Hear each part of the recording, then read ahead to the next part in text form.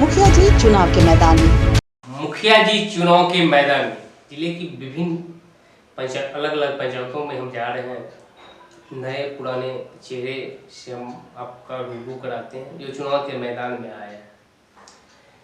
आज हम आपका परिचय कराएंगे एक ऐसे चेहरे से जो चुनाव के मैदान में नहीं है, बावजूद चुनाव में काफ़ी उनकी अहमियती है। सिमरा पंचायत संजयपुर प्रखंड अंतर्गत मधुबनी जिला का वरिष्ठ राजनीतिक कार्यकर्ता, तकरीबन 4 दशक से सक्रिय राजनीति में है प्रबोध चंद्र दास।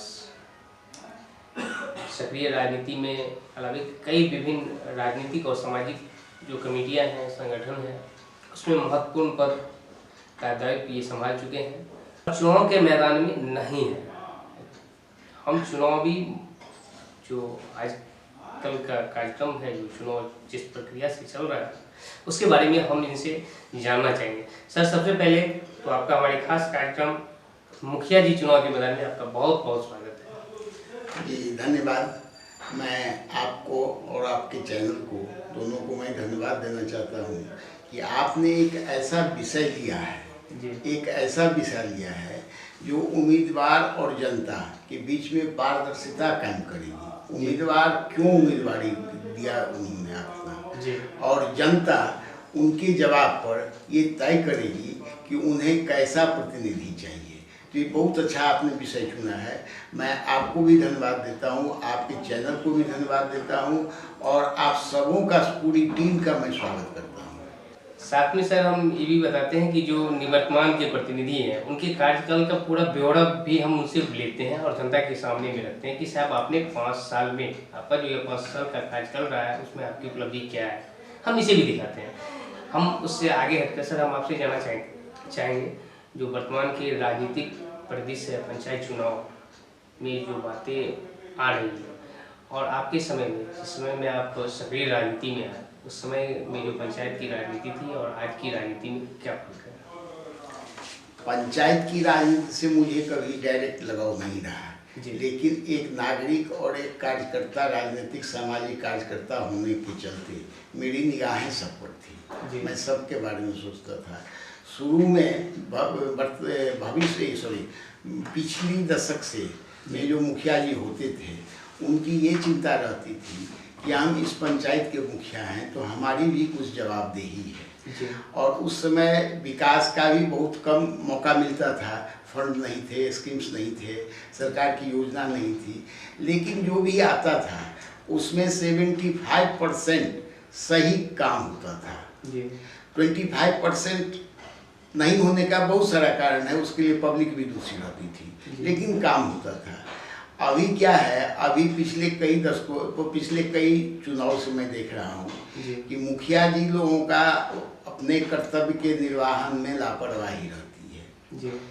प्रशंसा कम, उनके काम की चर्चा कम, और जनता नाखुश रहती है, और नाखुश रहने के चलते उनके जो काम किए हैं उसकी गुणवत्ता की चर्चा भी खत्म हो जाती है।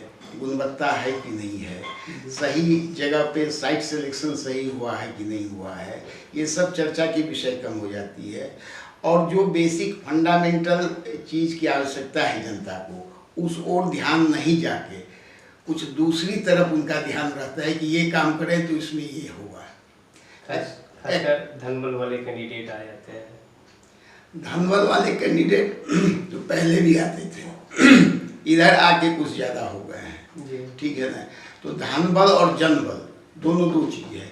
अगर जनबल मजबूत रहेगा तो धनबल को मुंह का खाना पड़ेगा, और अगर जनता ही धनबल को स्वीकार कर लेगी तो सही कम उम्मीदवार को तो जनता को 5 साल के लिए मुंह की खानी पड़ जाएगी। मैं वही आगे कह रहा था। तब जनता 5 साल जो है, जो आराम से जो है चैन की नींद सोए, सोच दे कि जनता जो उनके प्रतिनिधि उनके लिए कुछ करेंगे। फिर 5 साल के बाद मौका लगेगा, जनबल मजबूत होगा, धनबल अपने आप भाग जाएगी। जनबल, अब जनबल मजबूत कैसे होगा? तो जो भी उम्मीदवार हैं उनके पिछले क्रियाकलाप को सामने रखते हुए उनकी भावी योजना जो है कि अगर वो प्रतिनिधि बनेंगे तो 5 साल में क्या करेंगे, इसको सामने रख के उनका जो सामाजिक राजनीतिक कार्यक्रम है जी जनता से जो उनका संपर्क है, इन सारी बातों को ध्यान में रख के अगर जनता निर्णय करे कि मेरा प्रतिनिधि ये होना चाहिए, तो धनबल कहीं नहीं जाएगा। धनबल तो नीचे चला जाएगा, जनबल उसके साथ हो जाएगा। जनता आगे रहेगी, इतनी आगे हो जाएगी कि उम्मीदवार पीछे हो जाएगा और जनता उसको चुन के भेज देगी। जनता को यही करना चाहिए किसी भी चीज़ पर, कि धनबल हो, जाति बल हो, कि और भी जो भी बल होता है, उन सारी चीज़ों को अगर जनता छोड़ दे और विकास बल को सामने में रखे, जनता का जो अधिकार है वो अधिकार दिलाने वाला अगर जो उसको नज़र आए, अगर सब मिलके उस कैंडिडेट का सिलेक्शन कर ले, तो निश्चित रूप से अगले 5 साल में उस पंचायत का, उस जिला परिषद क्षेत्र का चेहरा बदल जाएगा। और चेहरा बदलने के बाद वो प्रतिनिधि जो उसका रहेगा तो नंबर 1 प्रतिनिधि बनेगा और वो लगातार प्रतिनिधि बनता रहेगा। तब तक बनता रहेगा आगे भी, जब तक इस चीज़ को वो मेंटेन करके रखेगा। मैं इसी क्रम में चर्चा करना चाहता हूँ आदरणीय डॉक्टर साहब श्री बद्री नारायण दास जी का, जो सामाजिक सेवा करते थे, एक अच्छे नामी गामी चिकित्सक से। पहले मैं उन्हें श्रद्धांजलि अर्पित करता हूँ। वो जब बहुत बड़ा पंचायत था, सिमरा और सुखेत मिला के एक पंचायत था, उस समय वो मुखिया बने थे और कई चुनाव तक वो मुखिया बने रह गए। इसी क्रम में मैं चर्चा करना चाहूँगा स्वर्गीय देवव्रत दास जी का। मैं पहले उन्हें नमन करता हूँ, श्रद्धांजलि अर्पित करता हूँ। आज भी उनकी याद आ रही है। वो भी कई सालों तक, तकरीबन 3 दशक तक मुखिया के पद पर रहे। जब सिमरा सुखेत पंचायत एक था उस समय में भी, और जब सुखेत अलग हो या सिमरा रहा तो सिमरा में भी ये लोग, काम तो बहुत हुआ उस समय में भी, नहीं हुआ ऐसी बात नहीं है, लेकिन जनता के सामने में काम नज़र नहीं आई और फिर तो परिस्थितियाँ विपरीत होती है। देवव्रत दास जी भी एक अच्छे मुखिया के रूप में जाने जाते हैं। मेरा उनसे राजनीतिक मतभेद जरूर रहता था, लेकिन व्यक्तिगत, सामाजिक और विकासात्मक मतभेद कभी नहीं रहा।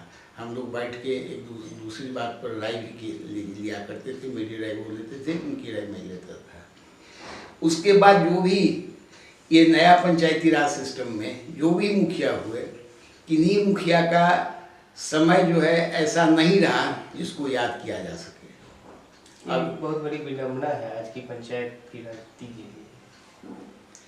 विडंबना तो है, कमोबेश यही स्थिति हर पंचायत की है। तो इसके लिए जनता जवाबदेह है, इसके लिए प्रतिनिधि से ज़्यादा जवाबदेह जनता है। जनता ये भूल जाती है कि मैं जिन्हें अपना प्रतिनिधि बनाने जा रहा हूँ वो 5 साल तक वो बने रहेंगे, और 5 साल अगर काम नहीं हुआ तो वो पंचायत बहुत पीछे आएगी। ये विडंबना तो हर पंचायत की है। कुछ ही परसेंटेज हैं, कुछ ही मुखिया जी हैं जिन्हें जनता ज़बरदस्ती मुखिया बनाती है। वो मुखिया नहीं बनना चाहते, लेकिन जनता ज़बरदस्ती बनाना चाहती है। बाकी सारी पंचायतें जो हैं वहाँ मजबूरी में किन्हीं को मुखिया बना दिया जाता है। जनता मजबूरी में बना देती है उनको मुखिया। इसी सोच को जगाना है।